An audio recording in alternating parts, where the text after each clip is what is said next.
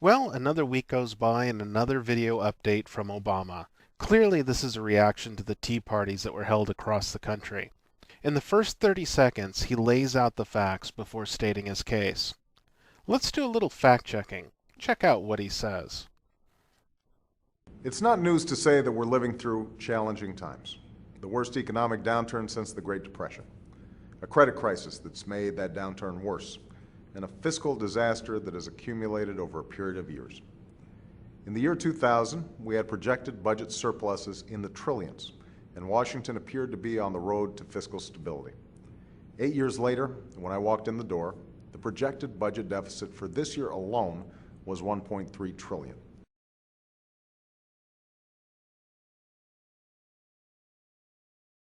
It's not news to say that we're living through challenging times.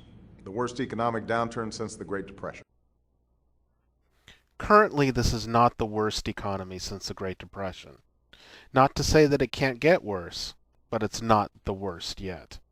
The late 1970s had the worst economy since the Great Depression. Let's compare the misery index of today versus the all-time high of 1980. The current U.S. unemployment rate is 8.5%. Our average inflation rate from 2008 was 3.85%, and it has declined a bit since then. Adding the two together would give us a misery index of 12.35%. That's terrible. Carter's last year in office, 1980, the unemployment rate was 7.18%, and the inflation rate was 13.58%, creating a misery index of 21.03%. Now that's a nightmare. Why Obama would want to paint a picture more bleak than reality, I don't know. But if he'd been watching my videos, he would know what an impact expectations can play in the economy. His message is irresponsible, to say the least.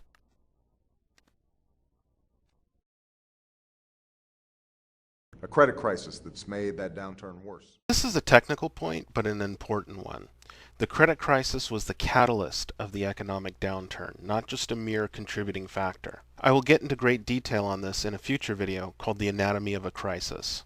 I suspect Obama wants to downplay the credit crisis because the Community Reinvestment Act, championed by the Democrats, provided mortgages to high-risk borrowers. Their high default rates were the tinder that inflamed the economy, not just a mere contributing factor. And a fiscal disaster that has accumulated over a period of years. In the year 2000, we had projected budget surpluses in the trillions, and Washington appeared to be on the road to fiscal stability. 8 years later, when I walked in the door, the projected budget deficit for this year alone was $1.3 trillion. What? This is abject nonsense. Let's take these point by point. 1. Look at the chart.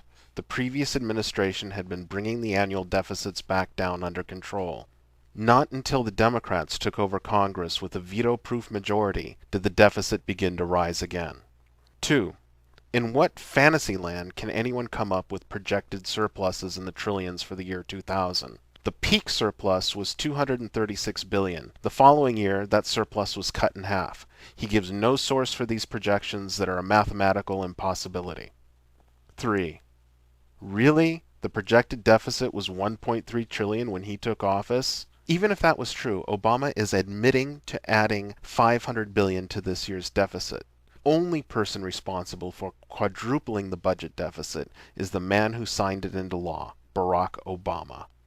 As you may remember, the problem with this irresponsible deficit is that it contributes to the national debt. In 2007, the debt to GDP ratio was 60% of GDP. And by Obama's own White House projections, it will be over 200% in 2012. Most responsible economists feel a healthy debt to GDP ratio is between 30 and 70%.